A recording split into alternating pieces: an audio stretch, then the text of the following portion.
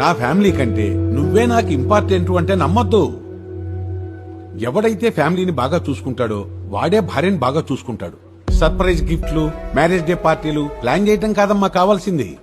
నెల అయ్యేసరికి house rent కట్టేవాడు, నీకు గిఫ్ట్ ఇవ్వటానికి ఎలాంటి అప్పులు చెయ్యనివాడు కావాలి. ఇలాంటి వాళ్ళతో లైఫ్ బోరింగ్ గా ఉంటుందని మీరు అనుకుంటున్నారు, కానీ వాళ్లతోనే లైఫ్ బాగుంటుందమ్మా. ఎప్పుడూ మిమ్మల్ని ఇంప్రెస్ చేయటమే పనిగా పెట్టుకున్నవాడు ఏం పని చేస్తాడు, ఇంకెప్పుడు బాగుపడతాడు. నేను లవ్ మ్యారేజ్ కి వ్యతిరేకిని కాను, కానీ ఫ్యాంటసీ వరల్డ్ లో ఉండేవాడి కన్నా రియాలిటీలో బ్రతికేవాడిని చూసి ప్రేమించండి. A responsible son will be a responsible husband and a responsible father. మీరందరూ చందాలు వేసుకోవాల్సిన అవసరం అసలు లేదు. అయినా మీరు మీ అమ్మని మిస్ అవుతున్నారని ఇక్కడ పంపించాం. మీరు అన్నం పెడతారని కాదు. Old age home. మీ దగ్గర కోట్లు ఉండొచ్చు, నాకు కోట్లు విలువ చేసే కొడుకున్నాడు. ఎప్పుడు అనేదాన్ని ఫ్యామిలీ కంటే నువ్వు ఇంపార్టెంట్ అని ఇవ్వండి చచ్చినా నమ్మను.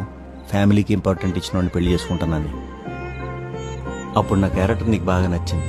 మరి ఇప్పుడు నువ్వు అప్పుడు కరెక్టా, ఇప్పుడు కరెక్టా? 2 సార్లు జరిగితే ఖచ్చితంగా 3వ సారి జరుగుతుందని మీరే చెప్తున్నారు కదా. మీకు అసలు సెంటిమెంట్స్ ఎక్కువ కదా. ఎగ్జామినేషన్ లో ఫెయిల్ అయితే సప్లీలు రాసే ఆప్షన్ ఉంటుందిరా.